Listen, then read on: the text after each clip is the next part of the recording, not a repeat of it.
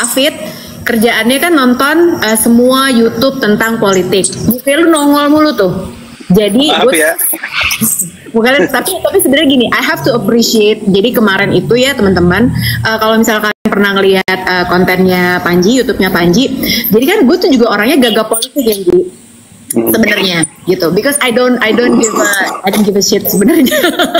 Karena pusing nih gitu. Terus udah gitu kan kemarin ya Papa Mel kemarin tuh kan urusan yang heboh minggu lalu, demo apa segala macam, banyak orang-orang yang nggak tahu emang kenapa sih demo, emang kenapa Mulyono tuh siapa apa segala macam.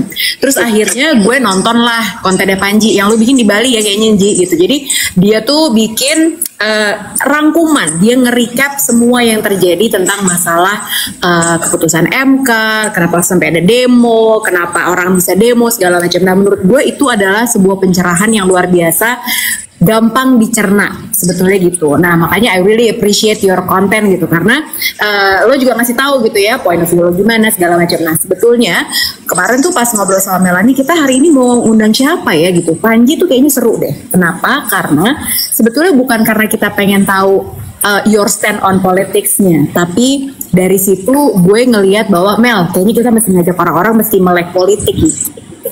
Ya kan, banyak orang yang kayak gue juga takut nek gitu kalau ngomongin politik, ya kan, takut ya benar-benar segala macam. Nah tapi kenapa ya gon tapi kalau misalnya kayak gue nih, gue juga pas kemarin isu yang lagi heboh itu, kalau sih kenapa lo nggak menyuarakan sesuatu apa segala macam nek, kan takut ya gitu. Tapi sementara gue juga ngeliat Panji dari kita kenal ya Mel, dari siaran bareng Steny, terus udah gitu mulai kedengeran namanya dengan Kami Tidak Takut.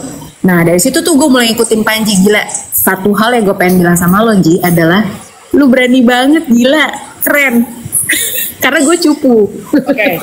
Ini bisa keren karena Panji itu kan pro and cons banyak banget ya. Lo lihat tadi viewers dari 1000 turun pelan-pelan ke 400 tuh. Panji sih. Tapi nggak apa-apa kalau buat gue sesuatu yang kalau ada yang bisa di-share menarik, ya menarik aja gitu. Ya hopefully kalau ada manfaat dan faedahnya kan kita jadinya jatuhnya ibadah ya Bang. Gitu aja.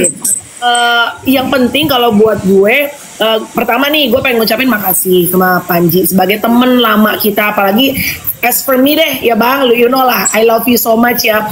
Panji tuh orang yang bener-bener dia appreciate friendship gitu, karena gue ngeliat di podcastnya Om Deddy juga lu appreciate friendship. And then as for me, kapanpun ya nih gue ngundang Panji, most of the times Panji tuh selalu berusaha untuk say yes dulu. Kayak kemarin nih very last minute gue bilang Bang, besok mau nggak jadi tamu gue di TikTok. Secara dia udah sering banget ke podcast gue gitu. Dan gue itu penonton YouTube-nya dia. Jadi tuh rumahnya yang gede di Amerika itu mereka YouTube dia, asal lo tahu ya. Jadi ya terima kasih Kak, cause I know you're tired, exhausted. Perjalanan Amerika Indonesia tuh it's not easy, I know for sure. Lo pasti capek. By the way, lu ke Jakarta kali ini kegiatannya, ini kita yang relax dulu ya Bang. Jangan iya Bang. Kan bulak balik dulu. Ini kali ini untuk yang persiapan acara besar lo, atau untuk muter-muter podcast lagi, atau you have something yang mau dilakuin di Jakarta? Yang ini murni liburan kakak-kakak gue sini sama Mila, sama Dipo, sama Shira. Jadi mereka kan lagi summer break. Terus udah gitu terakhir mereka ke Indonesia ya summer break tahun lalu. Jadi sesuai dengan janji summer break tahun depan kemungkinan mereka nggak ke Indonesia. Jadi ya udah kita pol-polin, kemarin mereka ke Dieng, terus ke Bali, betul, terus baru aja balik tadi malam dari Bromo. Jadi emang beneran liburan aja. Maaf ya kalau sinyal agak kurang ya, gue di jalan, gue minta maaf banget. Iya, Oke, langsung ke pertanyaan Lucy tadi ya. Dan ini mewakili banyak pertanyaan teman-teman di Hard Rock FM. Bukan masyarakat kebanyakan deh. Teman-teman yang udah dari zaman radio bareng-bareng sama lu. Kenapa lu sekarang sevokal itu when it comes to politik? Lu menurut gue dan Lucy, gue setuju banget apa yang Lucy bilang. Lu sangat berani gitu. Secara lu juga punya keluarga, anak lu kecil-kecil, dan ya banyak juga hal yang dipertaruhkan dengan kevokalan lu ini kan. Kalau dibilang apakah dari baru sekarang gue vokal, sebenarnya nggak. Orang pertama yang ngeh gue vokal politik, tahu nggak siapa? Skar. Sekar adalah manusia pertama yang gue seneng ngomongin yang serius. Karena waktu GMHR, gue udah ngomongin serius dan Sekar bilang, lu ngapain sih pagi-pagi ngomongin politik, katanya gitu. Orang tuh harusnya happy pagi-pagi, lu bikin ketawa, lu ngomongin yang serius. Kalau gue kan patronnya Farhan ya, Farhan itu kan pagi-pagi ngomongin apalah IHSG lah, ekonomi gitu. Tapi Sekar kemudian ngasih gue platform sendiri, dia ngasih program namanya Provokatif Proaktif. Dia bilang, lu kan punya album tuh Provokatif Katip, katanya gitu. Lu jadiin acara aja, acara radio Provokatif Katip tiap hari Kamis, kata dia gitu. Udah, akhirnya gue punya acara, kurang lebihnya sebenarnya acara sospol itu, Provokatif Proaktif. Gue ngundang tokoh-tokoh politik, itu dari zaman 2000 berapa berarti? 2008 mungkin? 2008, 2009, 2010. Gue bawain acara yang kurang lebihnya ngomongin politik di Hard Rock FM. Jadi dari dulu, dan Sekar nama belakangnya siapa sih? Nama Jawa gitulah, Sekar Nitinegoro atau siapa sih? Sekar, tapi dia yang ngasih gue platform. Nah kalau misalnya dibilang apakah gue berani, kayaknya sih enggak ya. Kalau kita zaman Soeharto tuh, kalau kita zaman Soeharto ngomong kayak gitu, nah hilang deh tuh kita. Kalau sekarang kan sebenarnya, sorry agak keputus. Sebenarnya sekarang kondisi kan jauh lebih baik ya. Sekarang kan pemerintahnya kan sebenarnya nggak nakutin, presidennya juga nggak nakutin kayak Soeharto. Pendukungnya yang nakutin, pendukungnya yang berisik, dan pendukungnya yang rame. Udah gitu doang aja. Jadi gue sih nggak ngerasa gue berani. Sorry ya, sinyal agak kurang-kurang. I'm very sorry. Oke, that's okay. Tapi sebenarnya gini sih, lu tuh kan sangat vokal dan gila. Panji tuh jam terbangnya gila sih gitu. Dia ngobrol sama Akbar Faisal lah, sama Rahayu Saraswati lah gitu kan. Bo, ada nggak sih satu orang yang sebenarnya pengen banget lo undang nih, tapi dia nggak pernah mau gitu, udah berkali-kali lo ajak gitu. Siapa yang pengen lo tanya banget? Gue tahu nih kalau kayak modelan kayak lo, di kepala tuh pasti, nih gue harus tanya sama nih orang nih gitu. Karena gue gemes banget ngelihatnya gitu. Siapa orang yang pengen banget lo undang tapi dia belum mau sampai sekarang? Sebenarnya sih yang paling sih Pak Jokowi sama Pak Prabowo. Tapi kan kalau beliau nggak mau kan kita ngerti kenapa ya. Yang satu presiden, yang satu mau jadi presiden, jadi agak susah. Sebenarnya nama kedua yang pengen banget gue undang, nama kedua yang pengen banget gue undang itu adalah Pak BTP. Pak BTP udah gue reach out via akun-akunnya, tapi belum ada respon. Terus akhirnya gue ketemu Bang Akbar Faisal. Bang Akbar Faisal tuh pernah undang Pak BTP ke podcastnya dia. Gue kepikiran, oh gue lewat Bang Akbar Faisal aja untuk cari kontaknya. Sayangnya jadwal gue udah keburu penuh, gue balik tanggal 3 kan. Jadi gue pikir nanti aja deh gue hubungin Pak BTP pas gue balik lagi ke sini di bulan Desember. Ada show. Jadi Pak BTP jawabannya. Iya dong, bisa dong. Pasti bisa lah. Nanti menurut gue itu akan pecah banget sih. Oke, ini gue pernah dengar atau gue pernah nonton di podcast lo. Kan lo dibilang nggak podcast deh bang. Kayaknya lo lagi di Metro TV, pokoknya salah satu TV deh. Lo tuh dianggap ibaratnya memberikan komen keras, kritikan yang cukup tajam dan signifikan lah gitu sama pemerintah. Tapi dianggap kayak pada saat kemarin artis-artis itu pada masuk ke politik, mereka berusaha untuk memberikan sumbangsinya, sedangkan lo tuh dianggap hanya bisa memberikan komen. Kalau lo berani, lo masuk dong. Nah, lo memberikan jawaban yang menurut unik sih menurut gue. Menurut lo nggak bisa masuk karena sesuatu, dan lo jelasin di situ. Kenapa sekarang mungkin ada yang nggak nonton nih? Kan banyak orang yang bilang nih, lo mau omdo doang, bisanya kritik pemerintah doang. Sedangkan apa sumbangsi lo? Kenapa lo kemarin nggak nyalek sekalian supaya lo bisa go into politik and you make change in this country gitu? Kenapa alasannya lo tidak nyalek dan kenapa menurut lo lebih baik di luar daripada di dalam? Kenapa gue nggak nyalek? Karena kalau gue masuk, gue jadi bagian dari yang gue permasalahkan, yaitu orang-orang yang hanya bermodal terkenal tapi tidak punya kemampuan yang cukup. Legislator kan bikin undang-undang, harusnya lulusan hukum tuh, atau legislator tuh ngurusin anggaran. Orang yang perhitungan matematikanya bagus lah, orang finance yang kayak gitu-gitu yang cocok. Nah, gue kan nggak punya dua-duanya. Saya kan anak seni rupa, ITB. Apa yang saya tahu tentang bikin hukum dan apa yang saya tahu tentang anggaran? Kalau lu lihat gue tiba-tiba kuliah hukum, atau lu ngeliat gue tiba-tiba ngambil kuliah ekonomi, nah mungkin deh tuh gue lagi bersiap-siap. Tapi gue juga nggak ada rencana untuk saat ini. Kalau misalkan gue maksain, gue mesti belajar sambil bekerja, dan itu tidak ideal gitu. Kita kan pengennya lebih baik lagi secara politik. Nah, alasan kedua kenapa gue nggak mau masuk adalah karena buat gue, dan mungkin juga kalian berdua ngerasain hal yang sama, buat gue elemen demokrasi yang paling harus kita rapihin itu posisinya bukan di dalam, justru posisinya di luar. Rakyatnya kan TOLOL ya kakak-kakak.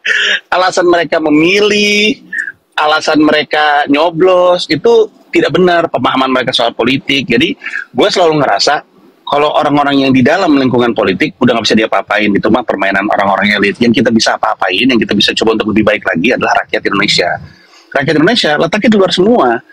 Kalau gue masuk ke dalam, gue nggak bisa, atau gue kehilangan kesempatan untuk sosialisasi, untuk ngasih tahu, kayak bikin konten kayak kemarin itu kan ternyata ya, gue juga nggak sadar, ternyata tuh ngebantu banyak banget orang. Nah, kalau gue di dalam, gue kehilangan kesempatan untuk melakukan hal-hal seperti itu karena gue kerja di dalam. Yang gue pengen coba untuk reach out, yang gue pengen coba untuk capai adalah justru rakyat Indonesia. Ngapain ke dalam kalau yang mau gue rapihin di luar gitu. Ibarat Alfamart, kakak-kakak, maaf ya nyebut brand, ibarat supermarket, minimarket, kan ada tukang parkir, ada kasir. Saya tukang parkir. Emang passionnya tukang parkir. Letaknya di luar. Kang parkir diajak masuk ke dalam, ngeblank kakak-kakak, nggak tahu mau ngapain. Jadi itulah jawabannya. Tapi kan gua sangkal ya, bentar mam, gua sangkal ya, nih gua mewakili aja, gua debat ya, emang kakinya nggak boleh.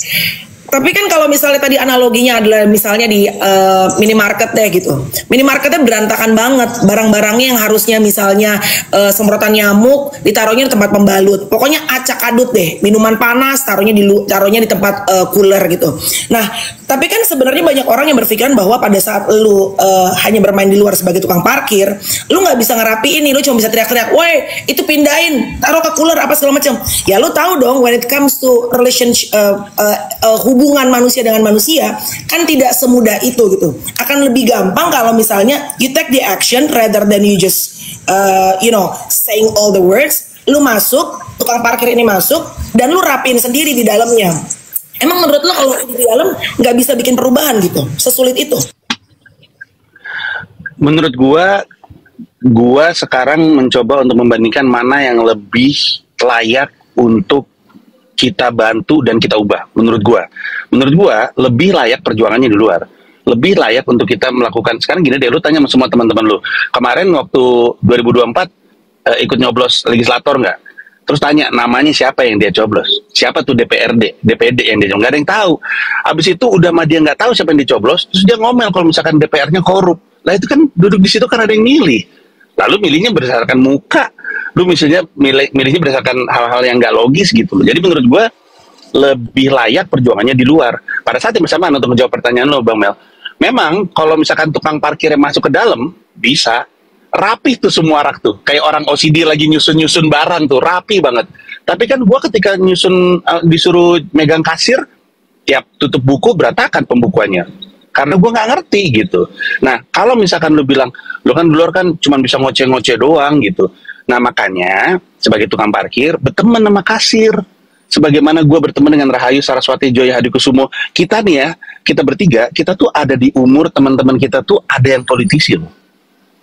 Sekarang, untuk punya Rahayu Saraswati sebagai seorang teman, itu tuh aset yang luar biasa. Dia ponakannya Bapak Prabowo, dan dia legislator terpilih. Dia gue yang milih, gue nyoblos dia kemarin. Jadi, emang sebagai tukang parkir, kita nih yang kerja,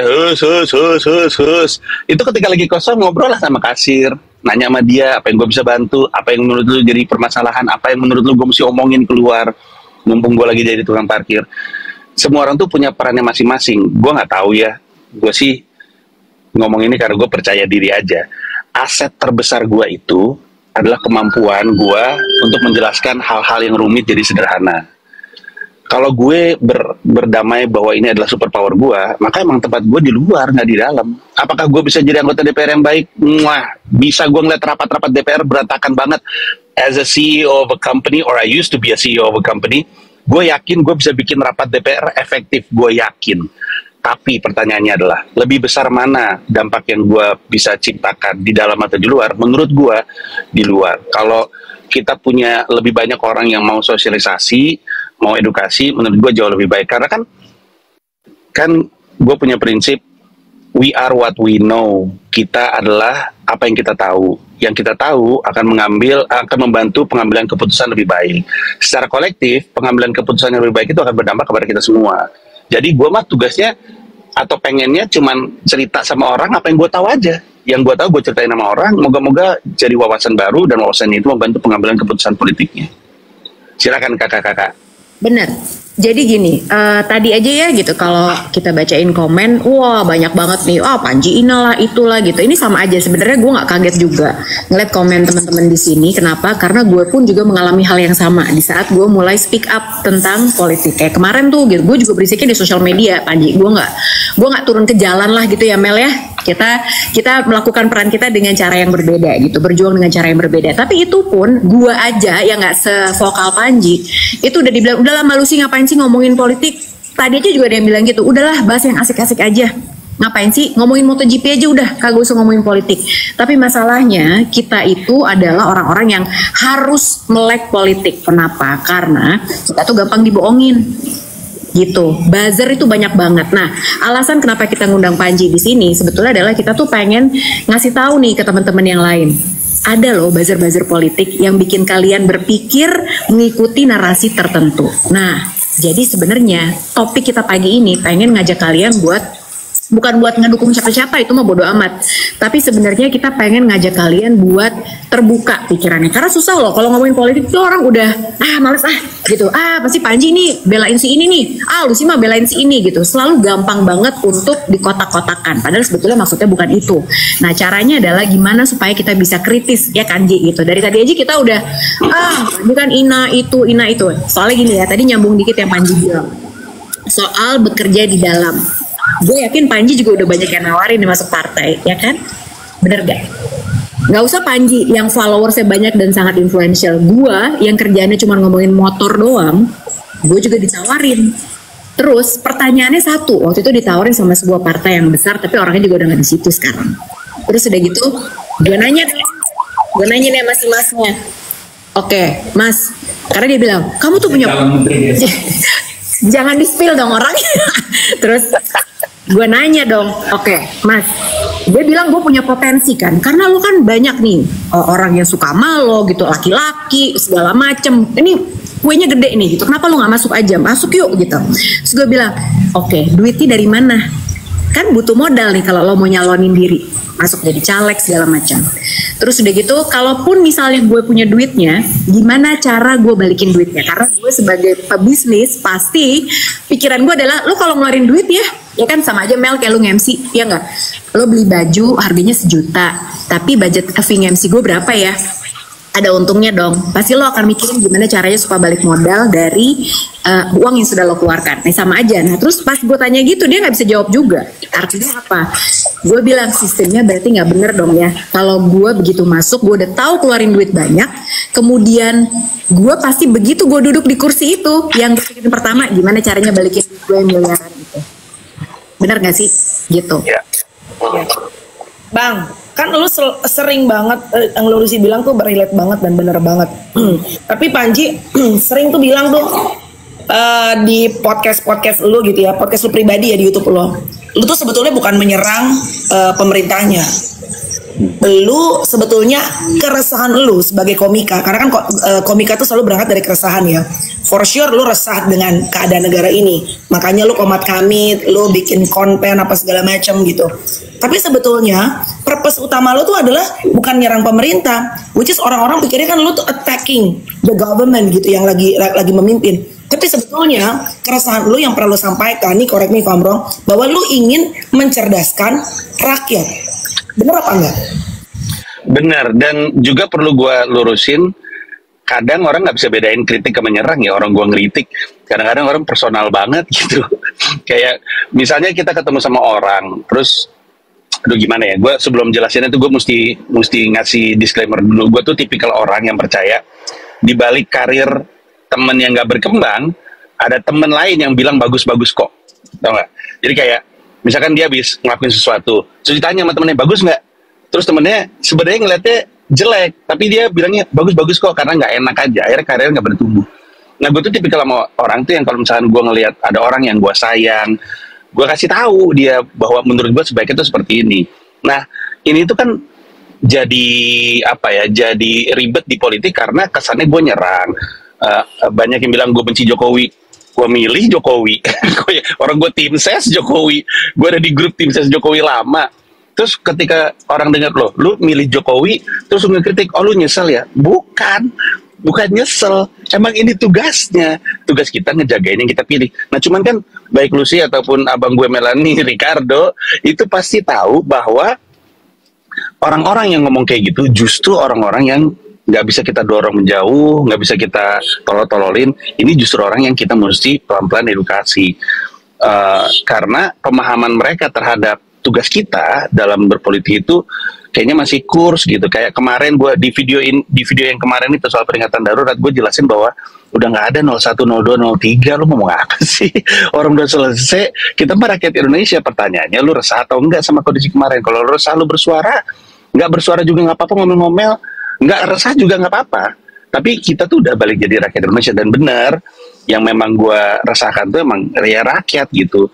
Setiap kali kita live atau setiap kali kita ngobrol di mana lah gitu, kita selalu ngelihat ada komentar-komentar yang pas kita baca kita bilang, oke, gue masih butuh waktu nih untuk sama-sama bikin pemahamannya serupa gitu, kurang lebihnya. Benar bang? Jawabannya benar. Benar. Karena gini, sebetulnya memang sulit ya Ji, gue ngerti banget sih gitu. Sulit untuk kita bisa menyuarakan karena di saat kita bukan berubah dulu ya sama lah. Gue juga waktu kemarin tuh ada juga yang bilang bukannya Lucy dulu kotak-kotak apa segala macam. Iya, orang datang diundang kita dulu sama tim sesnya. Kalau gue nggak tahu ada Panji apa enggak, pokoknya gue diundang untuk kan dulu pas awal kepilih ada 13 ekonomi kreatif diundang tuh ya kan, ngobrol pengen apa ini ketemu gitu. Tapi di saat sekarang kita melihat udah mulai kok ini arahnya kok beda ya masa kita nggak boleh kritik ya kan. Sebenarnya itu penting banget. Dan sebetulnya yang pengen kita bilang juga sebenarnya kritik itu bukan berarti membenci ya kan Ji.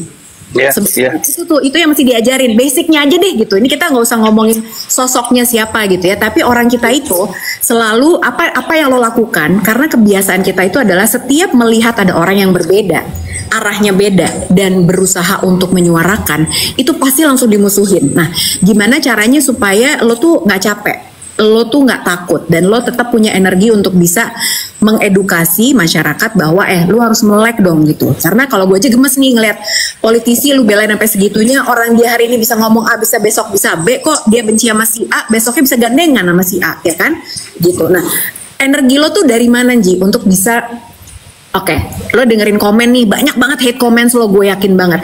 How to stay sane sebenarnya? Bang, gue potong sebelum lu jawab. Karena lu bisa kelihatan waras, lu tahu rujakan netizen plus 62 dong. Salah satu negara yang rujakan netizennya bisa membawa hal yang luar biasa in a good way or in a bad way. Lu bisa kelihatan selalu waras di depan kamera, tapi di belakang kamera kan belum tentu. Oke, lanjut bang, gimana caranya? Paling bisa nih anda berdua ya. Tapi intinya sederhana gini. Ada banyak jawaban dari level yang gampang sama level yang agak ribet. Level yang gampang adalah kebetulan gue ini ekspektasi gue terhadap kebahagiaan gue tuh sederhana sekali. Lo tau kan ada orang-orang yang ekspektasi terhadap kebahagiaannya itu ribet gitu. Gue mah gampang. Lo kasih gue nasi telur ceplok, aduh itu hari bahagia banget. Gue gampang bahagia gitu kurang lebihnya. Jadi memang kadang-kadang gue gampang marah, anda tahu itu, saya juga marah, tapi pada saat yang bersamaan gue juga gampang happy gitu. Jadi mungkin itu kali ya yang ngebalance gitu. Gue ketemu gado-gado enak aja happy banget, itu satu. Terus yang kedua, energi gue, dan ini nggak bisa dibandingkan, energi gue datang dari emang gue mah dari dulu kalau nggak ngomong resah.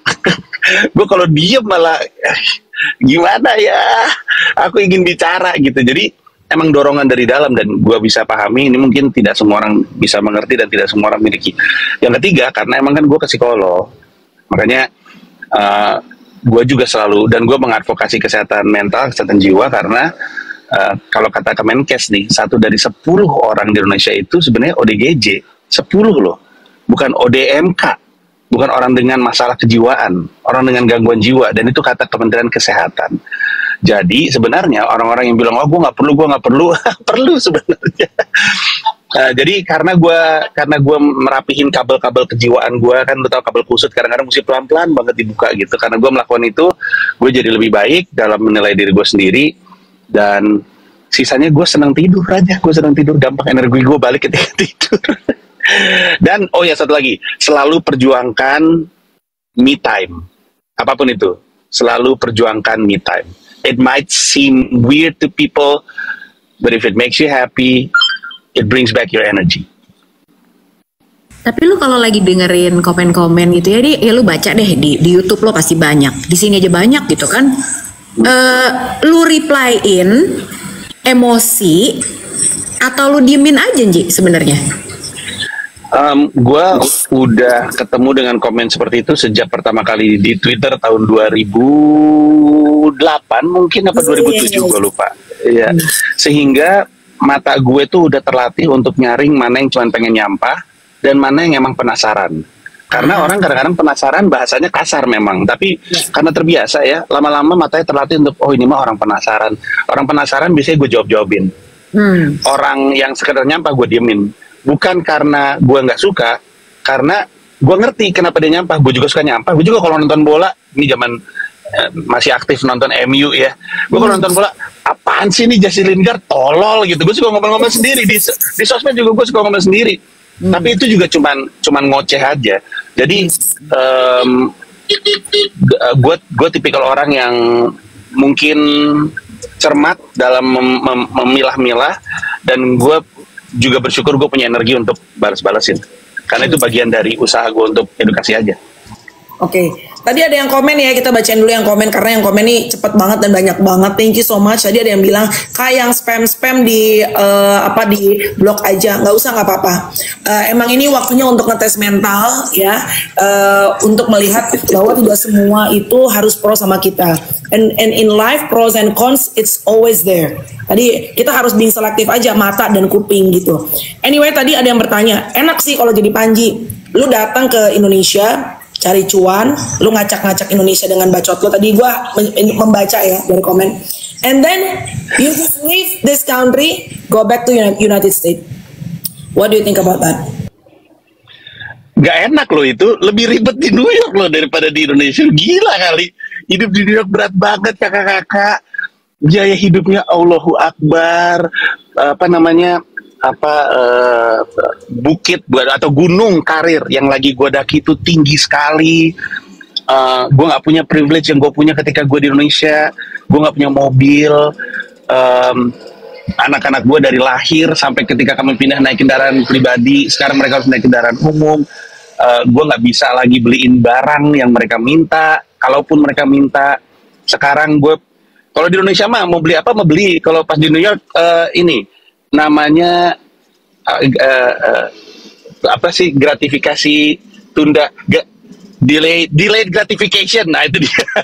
Bilang nanti ayah beliin, tapi nanti ya kalau kamu udah kamu udah ini gitu. Tapi itu sebenarnya karena nggak ada duitnya aja. Jadi kalau misalnya dibilang enak tinggal di New York, tampaknya Anda tidak pernah tinggal di New York. Karena bau, kejahatan tinggi, nggak enak jadi orang yang selalu jadi target rasisme di New York. Jadi sebenarnya nggak enak, dan itu menurut gua lagi-lagi hanya datang dari keresahan orang-orang yang mungkin misalnya ya belum kerja atau nggak pernah bisnis. Orang kan nanya, kalau lu nyari duitnya di Indonesia terus lu bakar di Amerika Serikat, jelasinnya susah kalau lu nggak pernah bangun bisnis. Orang membangun bisnis juga ngitung modalnya mau berapa tahun. Ini kita mesti nyuntik kan, kalau kita bangun bisnis gitu, kan kita mesti suntik. Gue mesti suntik modal, segala macam, sampai bisnisnya jadi. Berapa tahun lu mesti nyuntik ke dalam usaha lu? Tergantung berapa besar bisnis yang lu bangun. Amazon aja setelah belasan tahun baru profitable. Setiap tahun dia si Jeff Bezos kerjanya ngemail ke shareholdernya, bilang sabar ya, ini gue lagi butuh usaha dan segala macam. Belasan tahun sama kan? Gua nyangkul di Indonesia, punya duit untuk buat suntik di usaha gue di New York gitu. Tapi kan jelasin ini juga susah kalau misalnya orang-orangnya nggak punya pemahaman ke arah situ. Itu berarti sekali lagi kita mesti ingat, oh memang ada banyak yang kita mesti bantu untuk edukasi gitu. Bener sih, karena orang-orang yang bilang ya itu ya Mel, enak lu tinggalnya di sana gitu, karena kita yang ngomong lagi tinggal di sini gitu. Padahal kemarin baru juga gue bahas sama Melanie juga gitu. Gue kan juga pengen kepikiran gitu ya, kayaknya gue pengen pindah deh dari Jakarta gitu, karena menurut gue ya udah pengen cari sesuatu yang baru aja gitu, karena udah begini-begini aja nih di Jakarta. Quality of life-nya sih menurut gue gitu. Padahal sebetulnya kalau kemarin kita diskusi gitu ya sama Melanie, kenapa lu pengen pindah gitu, sebenarnya lebih repot enakan tinggal di Jakarta, bener deh, semua ada, gampang, support system ada, jelas. Jadi sebenarnya yang kita tidak paham dari apa yang dilakukan Panji, Mila sama anak-anaknya itu sebetulnya memang berat sih, pasti berat gitu, karena lu bener-bener mulai semuanya sendiri. Nah, tapi ini ada hal yang menarik sih, kalau orang Indonesia itu sebetulnya kalau kita balik lagi ke politik, kita itu sangat setia pada sosok. Jadi kita tuh gampang banget kena efek sindrom fandom, lo ngerti kan? Ya, jadi mengkultuskan individu. Padahal makanya akhirnya kalau individunya ngaco, akhirnya kita jadi begitu ada orang yang mengkritik, kita jadi marah sama orangnya, karena itu kayak idola kita. Padahal sebetulnya kalau menurut gue pribadi, politisi itu jangan lu jadiin kayak sosok BTS misalnya. Kagak nyet, nggak bisa begitu gitu ya kan. BTS aja juga ada salahnya, apalagi politisi. Nah, gimana caranya lu bisa memberikan pencerahan nih ke orang-orang bahwa kita setianya jangan sama sosoknya. Jangan ngelihat orang itu jadi lo kultuskan. Gimana ya? Karena itu kan kental banget sama orang Indonesia sebenarnya, dan itu susah banget buat diedukasi. Iya betul, susah banget untuk diedukasi dan memang butuh waktu dan harus terus diomongin. Tapi pada saat yang bersamaan, ini menurut gue ya, I don't mean to be malice with this statement. Cuman memang rakyat Indonesia belum sampai pada level bisa ngefans sama konsep. Kita masih ngefans sama sosok gitu. Gue waktu itu diskusi sama seseorang tentang Tonight Show di Amerika dan Tonight Show-nya Vindes. Tonight Show di Amerika Serikat, mau itu Johnny Carson, mau itu Jimmy Fallon, mau itu Jay Leno, tetap SNL deh, SNL dari dulu sampai sekarang. Cast-nya ganti-ganti, tetap oke gitu. Tapi Tonight Show di Indonesia, kalau Vindes cabut, wah berat banget.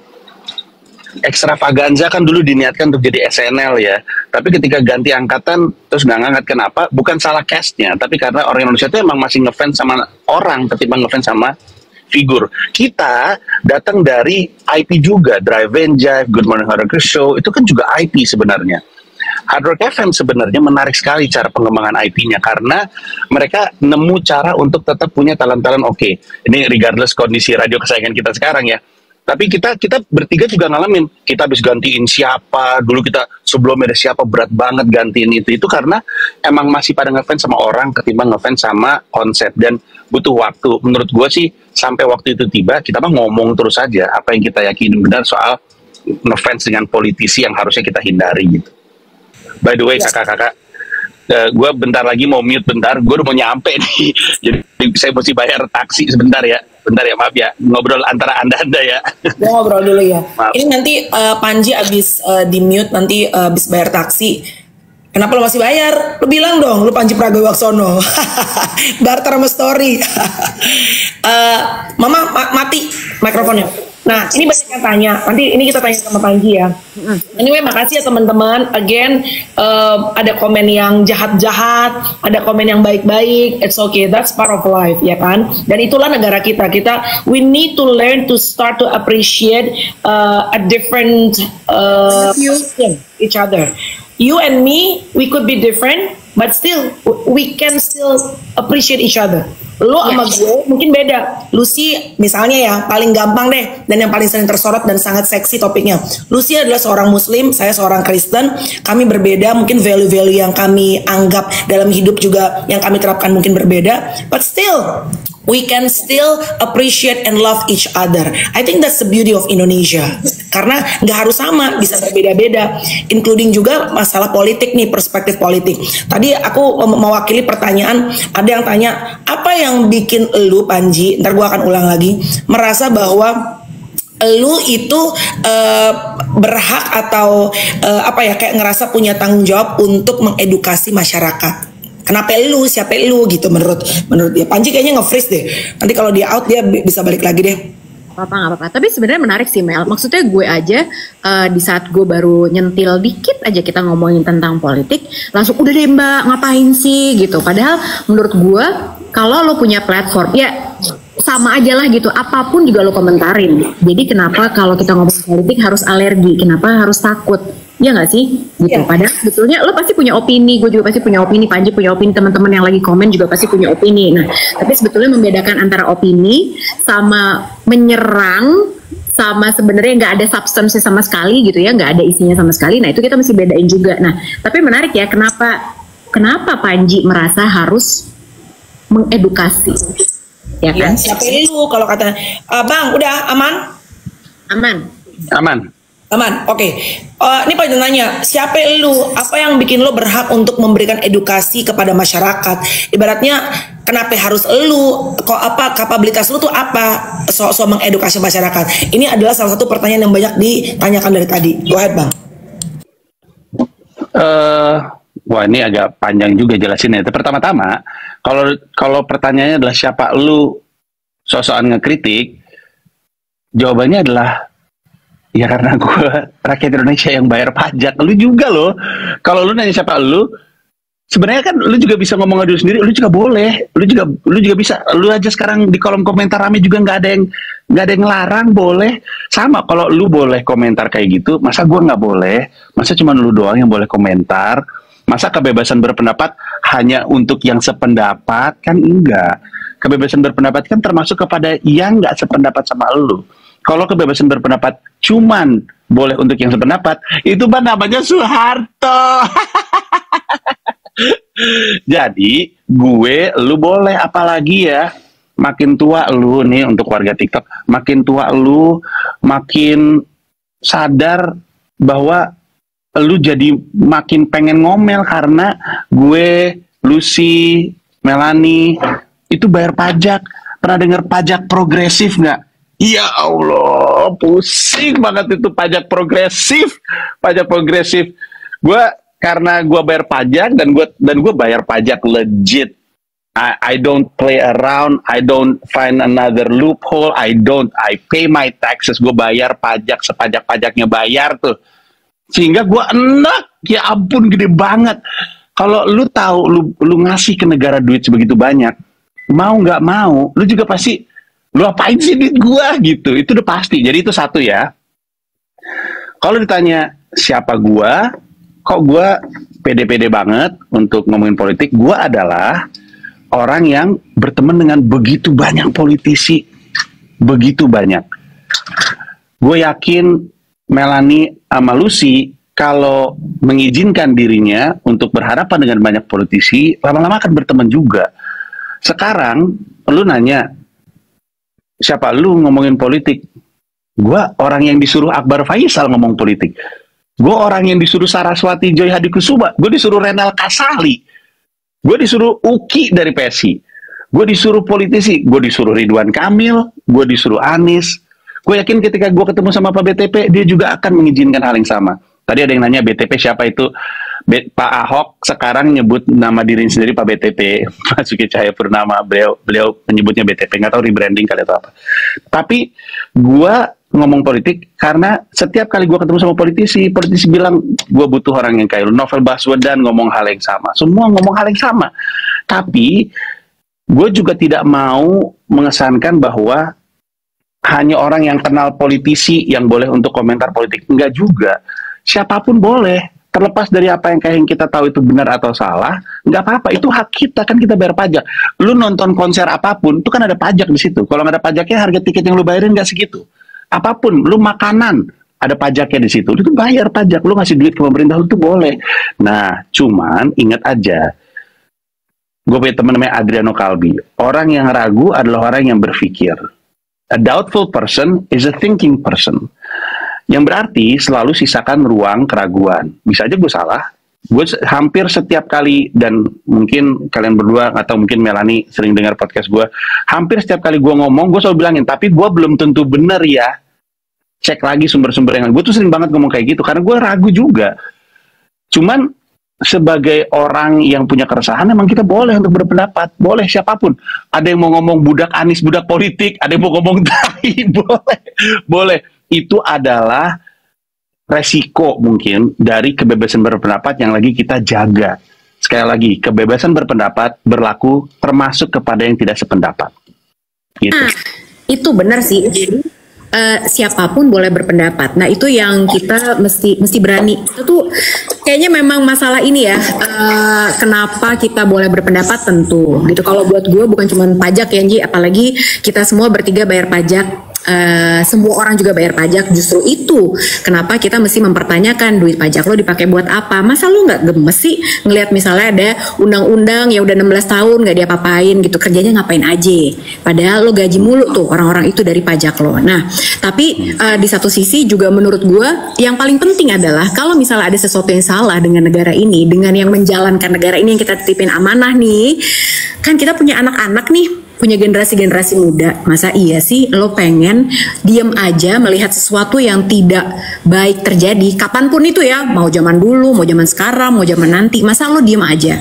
Karena nanti anak-anak lo yang akan melihat itu akan menjadi pembenaran buat mereka bahwa ya udahlah kita diem aja, daripada kita takut nanti dimusuhin, dikatain budak segala macam, budak Anies, budak BSP, budak siapapun ya kan, terus lo diem aja dan lo membiarkan negara ini jadi nggak punya apa ya, sistem check and balance lah gitu ya nggak sih Nji? Iya. Dan sekali lagi itu juga butuh waktu untuk dijelasinnya, Lucy sama Melanie, karena sekarang gini deh. Siapapun yang bilang dia nggak peduli politik, prediksi gua pasti belum tahu minat. Prediksi gua, yang berarti dia masih kecil. Karena kalau dia udah dewasa, minat apapun yang lagi dia dalamin pasti nyenggol politik. Nggak mungkin nggak nyenggol politik. Karena di dunia politik, keputusan-keputusan diambil yang berdampak langsung ke kehidupan kita. Kemarin di Twitter tuh ada yang ngomongin soal, kalau lu nggak ngerti kenapa bikin konten di dalam rumah dengan lampu beda dengan bikin konten dengan cahaya matahari, itu adalah karena pemerintah itu hanya mengizinkan jenis bohlam yang dijual ina inu. Konten kreator ngerti kenapa politik itu penting. Olahragawan ngerti kenapa konten kreator. Orang yang peduli olahraga di sini ya, gue yakin kalau ada orang yang cinta sepak bola, nggak mungkin nggak peduli politik, karena paling berasa, sepak bola tuh berasa banget singgungan sama politiknya. Sekali lagi gue kasih tahu bahwa siapapun yang bilang, gue nggak peduli politik, persetan lah politik, kemungkinan besar ani-ani koci, karena dia nggak tahu gue nih minatnya apa. Kalau dia punya minat, gue yakin sedikit banyak singgungan. Gue punya temen kerjanya diving mulu, nggak peduli negara. Dia angkatan gue, waktu itu kan, gue kan angkatan 97, 98 kan reformasi kan, nggak ada aksi-aksinya sama sekali, nggak pernah ngikut aksi, nggak peduli politik. Semakin dia ngedalamin divingnya, semakin dia peduli sama dunia yang dicintai, semakin dia rasa, ini kenapa terumbu karang kayak begini semua sih? Di mana sih peduli dengan pemerintah? Sekarang jadi advokat terhadap kesehatan biota laut. Coba bayangin, kerjaan cuma mabuk di pantai doang biasanya. Jadi siapapun yang bilang dia nggak peduli politik, perasaan gue mengatakan mungkin masih kecil atau dewasa, tapi sayangnya tidak pernah tahu apa minat dia dan apa dunia yang dia cintai. Mungkin. Tapi itu beda urusan. Tapi gue seneng loh dengan adanya podcast sekarang, dunia digital. I mean gini, kalau di TV kan kita bertiga pernah di TV. Kita tahu bahwa TV banyak boundaries yang memang harus dihargai. Nggak bisa mungkin sebebas di dunia digital. Tapi tetap ya guys, kalau gue sih tadi yang Panji bilang bahwa kebebasan untuk berpendapat boleh bebas, tapi bebas bertanggung jawab ya. I mean, every single post that you make, setiap post yang lo buat itu nggak akan bisa lo hapus. Once you post it, itu akan menjadi peninggalan sejarah for the rest of your life. Dan again, tadi Panji bilang, gue tuh nonton loh podcast yang lo bilang, kekuatan gue ternyata adalah my superpower is actually my bacot. Anjir, lo tau gak bang, lo ngomong gitu, I was like wondering, setiap orang itu kan diciptain sama Tuhan ada superpowernya, bener gak? Ada yang kayak out of the blue, natural aja, dia bikin makanan apa aja, nasi goreng enak aja. Ada orang yang kayak kita nih, nggak perlu dikasih prompter, kita bisa ngebacot panjang lebar. But again, sekarang kan zamannya apalagi TikTok dengan short ya, video pendek ya, semua orang pengen ngebacot. Karena yang ngebacot dan kalau misalnya modal nyali itu gede view-nya. But again, bacot bukan cuma sekedar bacot ya, lu harus tahu apa yang lu bacotin. Iya dong, karena bisa menjadi bumerang juga buat lu. Lu takut nggak bacot lo yang menjadi superpower lo itu one day bisa menjadi bumerang for you and for your family? Nah, ini yang gue yakini. Kalian nonton ini nggak? Nonton film World War Z nggak? Nonton. Brad Pitt. Ya. Ya. Di film World War Z ada sebuah prinsip yang muncul. Prinsipnya kurang lebih gini. Di balik kekuatan seseorang, disitulah letak kelemahannya juga. Jadi kalau lu ngelihat ada orang kuat dari sisi sesuatu, di sisi itu punlah kelemahannya dia. Lu mesti nonton World Z untuk memahami itu. Tapi gue juga mengamini itu. Di balik kemampuan gue untuk bicara, disitulah letak kelemahan gue. Dan masalah orang yang banyak ngomong adalah banyak salah ngomong. Jadi gue sadar itu juga. Cuman ada cara untuk menyikapi itu. Kalau lu tahu di balik resiko orang banyak ngomong adalah banyak salah ngomong, berarti lu mesti jadi individu yang terima kalau lu salah. Nah, ini masalah di Indonesia itu adalah kalau dia salah, wah dia ngelesnya edan lah kemana dia cari jalan. Padahal kalau salah ngaku aja salah. Tidak terhitung berapa banyak video klarifikasi gue ada di YouTube gue sendiri terhadap kesalahan yang gue katakan. Nah, gue ngomong gini karena gue nggak pengen orang tuh jadi gentar untuk berpendapat. Nggak apa-apa berpendapat aja, tapi jangan gentar untuk minta maaf. Dan sampai dengan gue nggak tahu kapan nih, sampai dengan hari inilah kurang lebihnya, gue sadar resiko salah ngomong itu. Jadi gue selalu buka ruang untuk minta maaf. Kadang-kadang yang menuntut gue untuk minta maaf tuh orang lain. Gue dapat surat somasi juga sering kok, dan surat somasi itu kan sebenarnya kan cuma surat yang bilang, gue nggak suka sama omongan lu minta maaf, kalau nggak gue masukin ke polisi. Kan gitu kan?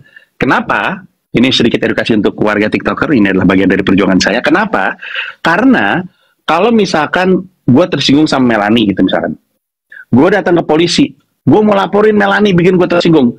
Pertanyaan pertama dari polisi adalah, tapi lu udah ada usaha untuk mediasi atau tidak? Kalau misalnya gue bilang belum, ya jangan ke gue, udah sana mediasi dulu. Yang disebut dengan mediasi adalah surat somasi tersebut. Surat somasi itu nggak nakutin sama sekali. Ini untuk kita buka pemikiran kita. Dikasih surat somasi itu jangan takut. Surat somasi itu cuma bilang, gue gak suka sama omongan lo, minta maaf nggak lo? Kalau lo nggak mau minta maaf, gue nanti lapor ke polisi. Yang berarti dia belum ke polisi. Nah sekarang, sebagai orang dewasa, apa susahnya sih ketemu sama orang yang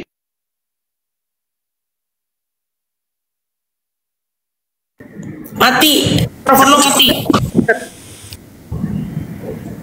Oke, sekarang sudah. Ulang dikit terakhirnya. Oke. Intinya, kalau misalnya lu dapat surat somasi, itu orang sebel sama lu, sebel sama omongan lu. Ya udah temuin aja. Temuin aja, dia minta maaf. Dia mau ngapa? Kita minta maaf. Debat aja. Enggak, gua nggak salah. Debat aja. Kalau pada akhirnya ternyata lu sadar, gue ngerti sih letak salah gue di mana, ya udah minta maaf aja. Kalau enggak, ya udah lanjutin aja. Karena menurut gue, ya. Sorry, ini ada yang juga yang menyangkal nih sedikit tadi soal somasi ya. Ini kan karena berhubungan dengan bacot ya gitu. Tapi kan ada beberapa hal yang nggak bisa diselesaikan dengan minta maaf, lo tahu kan? Nggak tahu gue apa bisa. Semua somasi gue berakhir dengan minta maaf. Let's say kalau udah kena pasalnya, and then orang yang minta maaf kan sering kali, misalnya nggak usah dunia politik deh, dunia keartisan deh, fans deh, haters gitu. Oke, saya maafin, tapi proses hukum akan terus berjalan. Kan sering banget kita dengar begitu. Oh ya, ya. Nah, kalau kayak gitu, menurut gua proses ini kalau misalkan ini ada dua skenario ya. Pertama, lu yakin sama apa yang lu omongin. Di Indonesia agak ribet soalnya. Gua bayar untuk sebuah servis, gua kritik itu servis dianggap UITE gua kan. Nah, kalau lu percaya apa yang lu lakuin benar, ya jalanin aja prosesnya. Karena kadang-kadang orang-orang arogan kayak gitu emang mesti ditampol juga. Karena menurut gue ya, maaf ya, I could be wrong, tapi menurut gue kalau lu benar, lu tahu hak lu sebagai konsumen atau lu tahu hak lu sebagai warga negara, kalau dia mau ngasusin, kasusin aja, nggak usah takut. Luhut Binsar Panjaitan aja kalah di sidang sama Haris Azhar dan Fathia. Kalah lo di sidang, kenapa? Karena di mata hukum, benar ya benar, salah ya salah. Ini dengan asumsi hakimnya proper ya. Karena kemarin ada hakim 3 yang dicabut akhirnya kan gara-gara kalau misalkan TikToker nggak tahu, ada Ronald Tanur namanya, dia menganiaya pacarnya sampai meninggal, tapi di sidang dibebasin, tapi kemudian dianggap 3 hakimnya itu nggak beres lah, akhirnya hakimnya dipecat. Tapi di luar itu, kalau lu bener, jalanin prosesnya. Toh, kalau lu takut sama lawyer, di Indonesia kita tidak kehabisan lawyer yang bersedia kerja pro bono demi penegakan hukum. Pro bono berarti tidak dibayar. Banyak yang mau ngebelain lu. Bahkan sebenarnya mereka nyari nama juga dari hal-hal seperti itu. Jadi sama-sama membantu. Nah, yang jadi masalah adalah kalau emang lu salah. Nah, ini juga edukasi untuk kita semua. Makanya kalau ngomong, tadi yang Melanie bilang, bebas sih, tapi bertanggung jawab aja. Karena kalau lu nggak mau bertanggung jawab, kelak lu dimintai pertanggungjawaban, dan lu nggak bisa kemana-mana. Bener, konten-konten dihapus, sebenarnya nggak bener-bener terhapus. Kayak tweet dihapus, lu cari masih bisa nemu loh. Cuman tulisannya, this post has been deleted gitu, masih ada. Lu masih bisa nemu gitu. Jadi makanya, gue selalu bilang, terutama ketika gue ngajar gue kan sering jadi kayak pembicara di SMA, di SMP, di kampus, gue selalu bilang, ngepost lah seakan-akan satu dunia follow lu. Walaupun sebenarnya enggak. Ngepost lah seakan-akan satu dunia follow lu, karena ujung-ujungnya emang satu dunia tahu juga postingan lu. Kayak misalkan lu sebelah sama kepala sekolah lu. Kepala sekolah lu gitu. Karena lu pikir kepala sekolah lu nggak follow lu. Tapi kan orang bisa screen capture tweet lu, di forward ke kepala sekolah lu juga. Jadi, inilah yang kita mesti sama-sama belajar ya. Di era bebas adalah apa yang kita agung-agungkan. Yang kita mesti belajar itu adalah belajar untuk apa yang kita omongin di depan itu orang, apa yang kita omongin di belakang itu orang adalah hal yang sama yang kita bersedia untuk ngomongin di depan itu orang. Kurang lebihnya kayak gitu. Bertanggung jawab aja sama ucapan kita.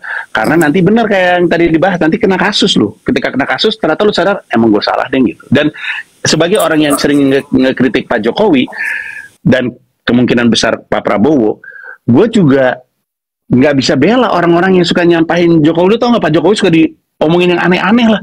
Pak Jokowi itu adalah sebenarnya warga negara Cina. Wah gila nih, aneh-aneh banget ini. Yang kayak gini-gini mah emang nggak bener ini. Emang harus kena konsekuensi hukum, mau gimana lagi gitu.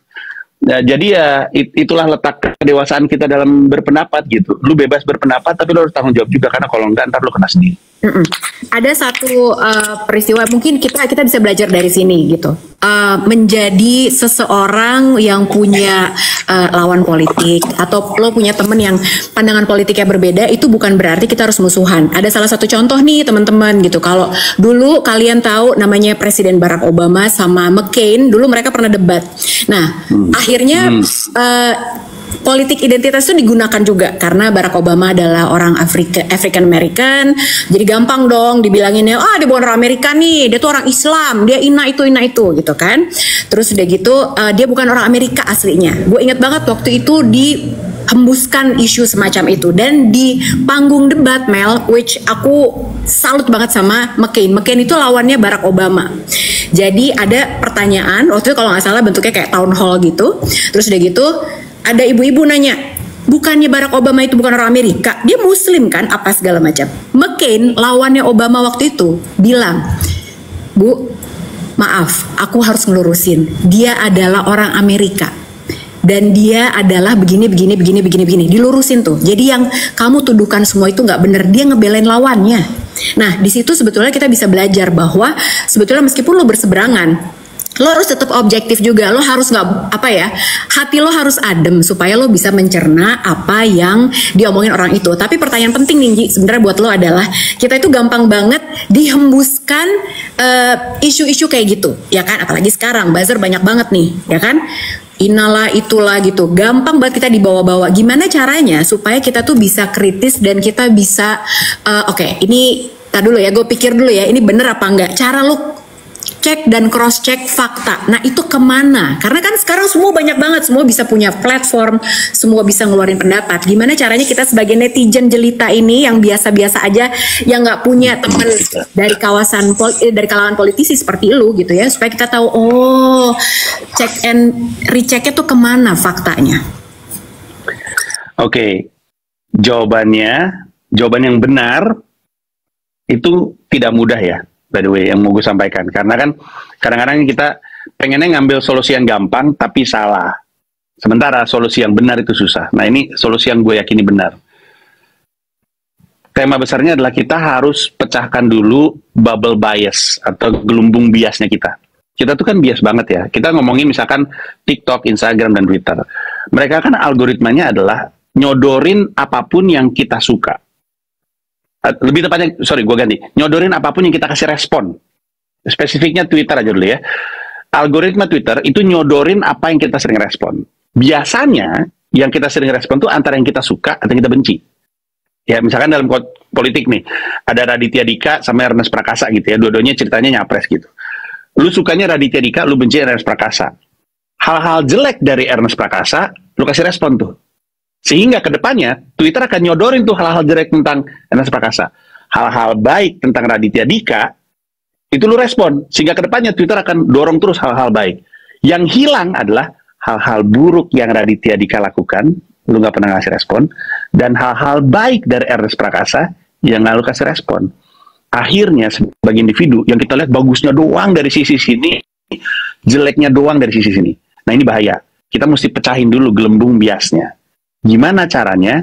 Dengan tidak ngasih respon terhadap apapun. Walaupun ini menarik buat lu, diemin aja. Nggak usah lu posting. Walaupun ini lu benci, diemin aja. Nggak usah lu posting. Nanti algoritmanya akan clear.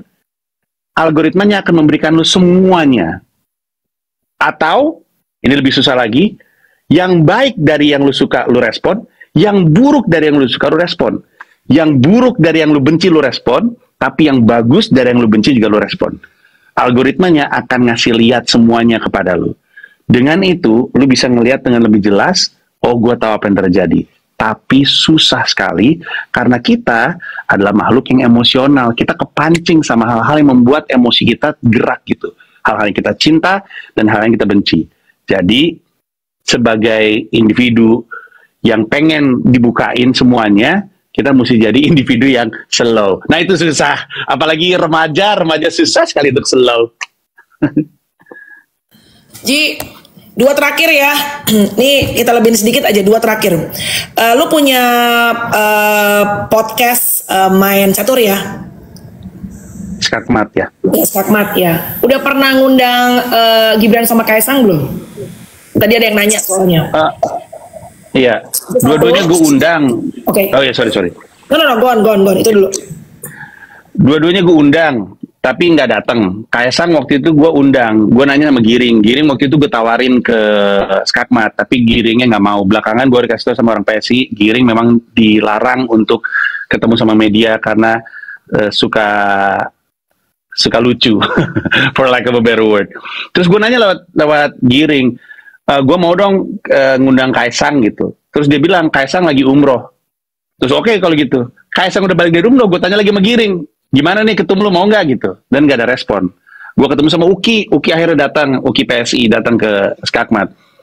Kalau orang nonton Skakmat episode Uki, di terakhir gue tuh nanya sama dia, bisa nggak sih Kaisang ke tempat gue? Susah bro gitu. Gue bilang lah dia punya podcast, tapi masa dia nggak mau datang ke podcast orang? Nah itulah, itu yang ngomong Uki sendiri sebenarnya. Jadi buat gue, iya, buat gue agak berat kayaknya peluang untuk Kaisang, karena kelihatannya emang kalau belum siap politisi nggak akan duduk berseberangan sama gue sih kelihatannya. Nah untuk Gibran, gue lebih ngerti lagi kalau Gibran nggak datang, karena Gibran adalah wakil presiden terpilih. Jadi sekarang kondisinya udah lebih ribet lagi. Pokoknya kalau lu udah jadi presiden dan udah jadi wakil presiden, agak susah untuk lu bisa ketemu, kecuali lu memang banci tampil. Contohnya Sandiaga Uno. Sandiaga Uno menjabat jadi wakil gubernur waktu itu, tapi dia masih tetap bersedia karena dia banci tampil. Nah, gue sahabatan sama Bang Sandi, jadi jangan marah-marah orang-orang. Jadi dua-duanya gue ajak, tapi dua-duanya tidak bisa. Belum sih mungkin. Jadi, apalagi sekarang Kaisang lagi ribet ya. Ya intinya pokoknya lu pernah menawarkan ya dan sudah mencoba untuk ibaratnya approach dan mengundang ke tempat lu juga ya. Ya. Oke. Satu lagi. Lu kan termasuk yang kencang nih bersuara pada saat teman kita nyala bangku Marcel. Gak jadi Ji. Ini kan akhirnya mundur gara-gara bacot ente juga. Tapi gini nih, gue udah bilang gue gak gara-gara Panji itu mah, tarik-tarikannya gak pas aja pasti. Parah lu bang, gara-gara lu nyekat rezeki orang lu bang. Harusnya anak-anaknya jadi ini loh, udah dapat rezeki, lu parah lu bang. Panas aja. Nggak, anyway, kan lu selalu bilang bahwa lu itu bukan nyerang Marcelnya. Lo tapi mempertanyakan partai yang mengusung Marcel. Kenapa harus Marcel, gitu kan? Benar gak? Gue ngulang pendapat lu nih di podcast lu.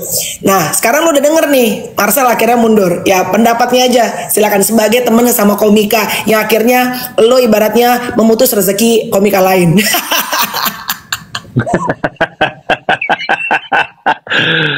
Kalau gue sih sejujurnya gue lega. Gue lega karena gue tahu, gue yakin hanya sedikit orang di Indonesia yang kenal watak dan tabiatnya Marcel, dan sedikit orang itu kebanyakan adalah anak-anak stand up. Marcel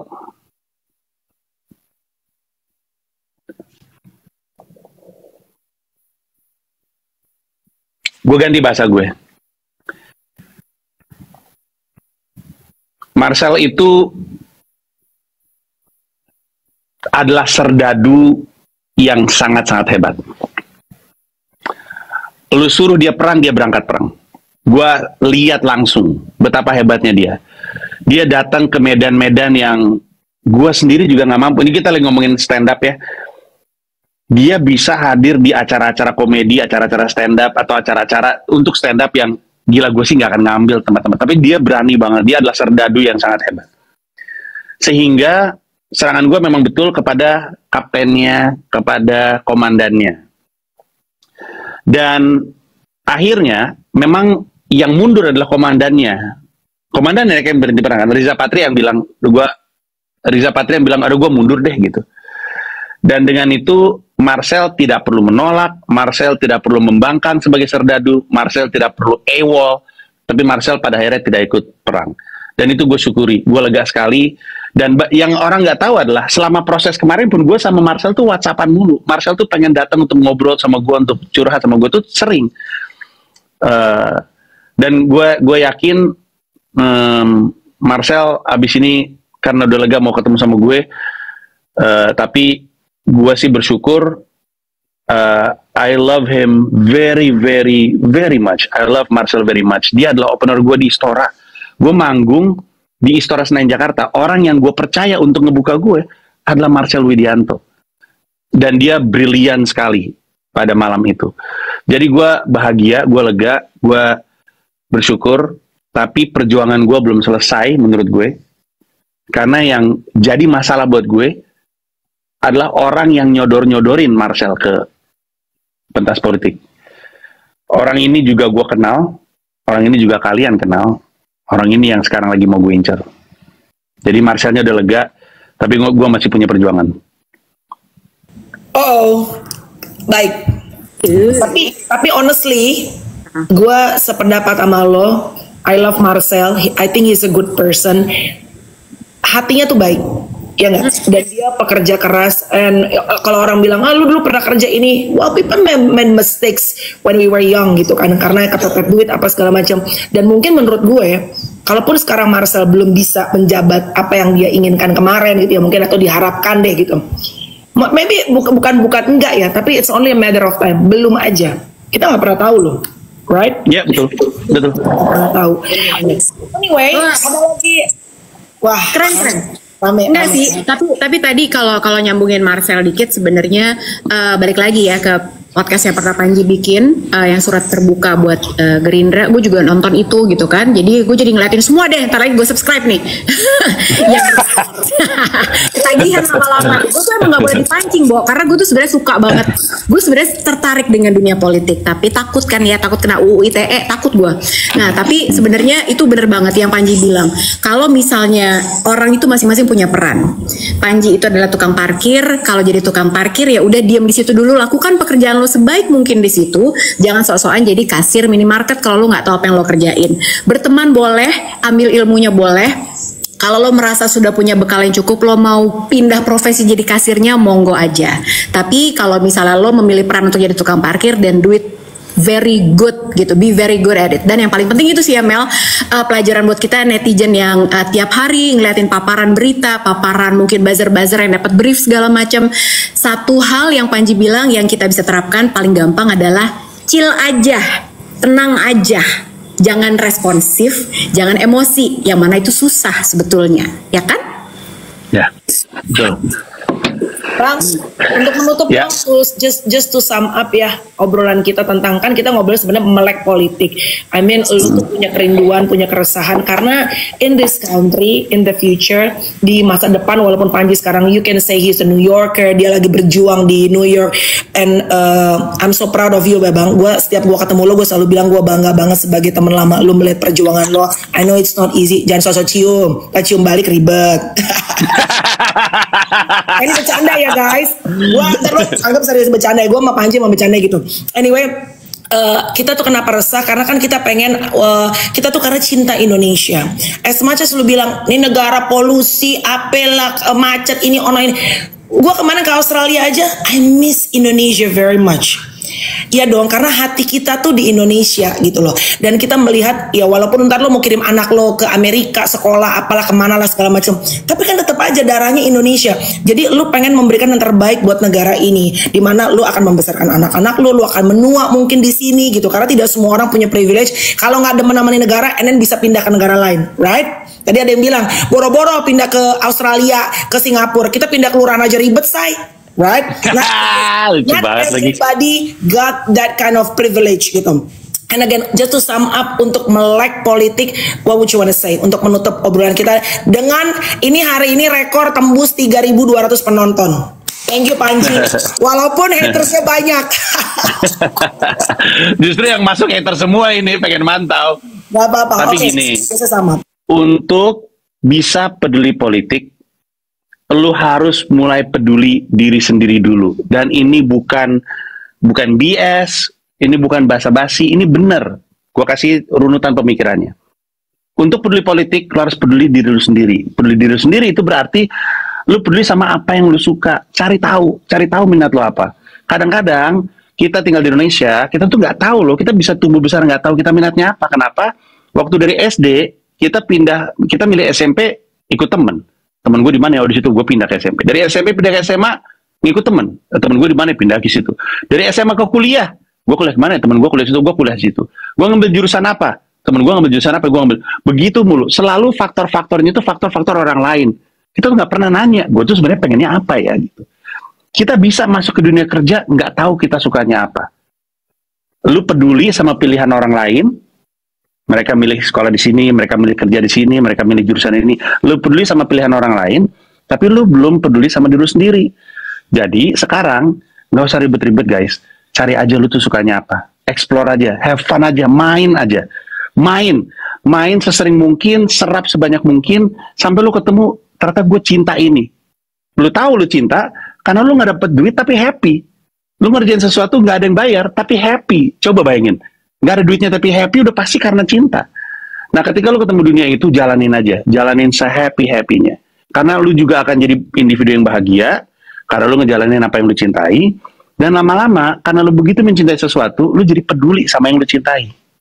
Kan nggak mungkin lu numbuhin kepedulian kalau lu nggak cinta terlebih dahulu. Jadi emang mesti cinta sama sesuatu. Nanti ketika lu cinta, lu peduli sama sesuatu itu. Entah itu skateboard, entah itu desain, entah itu fotografi, lu jadi peduli. Ketika lu mulai peduli, baru lu mulai mau bertanya, masalah lu tuh apa aja ya? Ketika kita ketemu sama orang yang kita cintai, salah satu ciri-cirinya adalah I wanna help you. Kalau lu jatuh cinta, I wanna help you. I wanna make you happy. Kenapa I wanna help you? Karena sebagai orang jatuh cinta, yang gue inginin cuma pengen ngeliat lu senyum sesering-sering mungkin. Dan ini bukan cuma ke individu, ini juga ke dunia. Karena lu suka sama dunianya, lu tanya masalahnya di dunia ini apa ya? Gue jamin, ketika lu dalamin permasalahan dunia yang lu cintai, lu sadar bahwa ada persinggungan politik di situ. Pada detik itu, lu akan jadi individu yang peduli politik. Jadi pelan-pelan, nggak usah langsung baca buku dan segala macamnya, bisa, tapi privilege again, karena beberapa buku mahal di Indonesia, karena pajaknya pajak barang mewah. Tapi mulai dari cari dunia yang lu cintai aja, jatuh cinta pada sesuatu, fall in love with something. Ketika lu cinta sama dunia itu, lu akan peduli sama dunia itu. Ketika lu peduli sama dunia itu, lu akan tahu masalahnya dunia itu. Ketika lu tahu masalah dunia itu, lu akan tahu bahwa ternyata politik berperan di situ. Jadi selamat jatuh cinta. Selamat jatuh cinta. Mantap. Emang bacot lo super power lo dah. Bener kan? Iya. itu baru speak negara. Gimana nge-speak sama cewek no? Nah, itu kan hasilnya Mila, ya kan? Sampai rela dibawa ke New York coba tuh. Thank you ya bang. Berjuang sendiri tuh dia tuh. Ya makanya. Kapan lo balik bang? Tanggal 3 gue balik lagi ke New York. Terus kami akan di sana terus. Mereka akan di sana terus sampai tahun depan. Tapi gue nggak tahu tahun depan mereka akan summer ke Indonesia atau enggak. Tapi gue akan balik Desember, ada acara. Undang dong kita dong tahun depan. Mau dong nonton. Beneran ya? Bener ya? Beneran, sumpah. Oke, deal. Mau banget, Sip. Thank you ya bang. Terima Thank kasih you. banyak mau digangguin. Ya. Thank you so Thank you. much. Terima kasih Panji, sehat-sehat. Makasih semua teman-teman yang udah nonton. Besok kita libur ya guys. Hari ini udah capek, udah tegang hari ini. Besok kita libur, guys. See you semuanya. Bye everybody. Bye. Bye.